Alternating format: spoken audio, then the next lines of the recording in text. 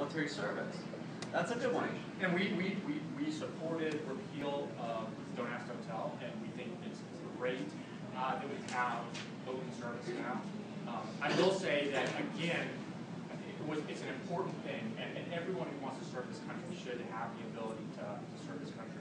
But again, the left does this, they take on these feel-good issues that affect a sliver of people to the exclusion of so many others.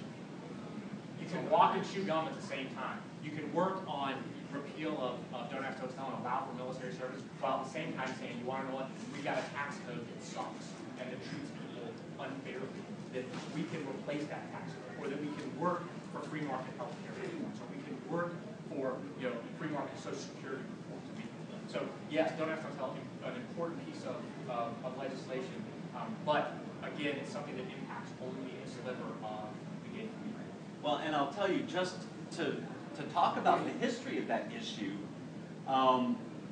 we were very active, frankly, in helping to repeal that. But the left, the Democrat, Nancy Pelosi and Harry Reid, used the gay community as political pawns in the 2010 election. That process became as politicized as any process I've ever seen. And it was the Democrat Party using their gay constituency as a political pawn.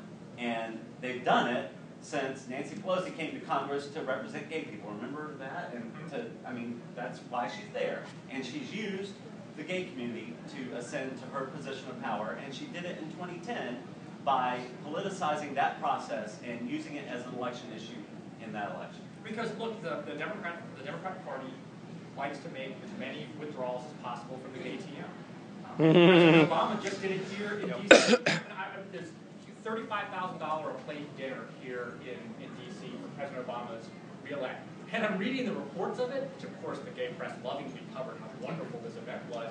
And amazingly absent was any question to President Obama about his evolution on the marriage issue, which apparently is stuck. It doesn't seem like much of an evolution. It's gone from A to A. But no question whatsoever, because the left knows that they don't have to actually do anything for gay people. All they have to do is provide lip service, come around, pass the hat, put the checks in. There's not going to be anyone holding them accountable. We're going to talk about equality. We're going to talk about fairness. We're going to say LGBT, QI, I, what are the other ones? Or no, QQI. We're going to say all these things and act like we care, but then when it comes to the issues affecting your day-to-day lives, we're going to oppose or ignore real solutions that will help you, and that's what they do. And that's how that's why the left hates gay people, and that's what we're here to talk about. Question in the back. Yeah, just a general question.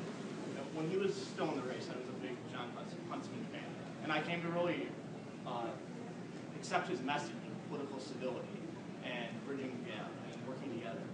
And my question is, don't you fear that having a conversation in this matter could potentially just rave up, partisan ideas? The title of this presentation is "Why Does the Left Hate Gay People?" And I think that's, I'm not for. That takes it to the extreme at the very least. I'm not interested in disability, quite honestly. I don't. And the reason why John Huntsman is no longer in the race is because it didn't seem like anybody else was interested in political stability. The fact is that we've allowed the gay left in this country to set the agenda for far too long. The Democratic Party has acted like with a plantation mentality towards gay people, saying, we will decide what you care about. We're in charge of you. We'll say what your issues are. We'll tell you what you need. And at the end of the day, you're a victim, and the only person who can save you is big benevolent government, which, surprise, we're interested in having. So at the end of the day, I want a loud voice standing up to that, saying, you want to know what? There is an alternative. There is an option. And if you want to break through in this 24-hour news media cycle, you got to make noise. And if it means ruffling feathers, then we're willing to do it. Because at the end of the day, I want to see policy changes. I want to see the lives of average gay people improve, not feel good about themselves, not have a decent discussion. I want to win. Well.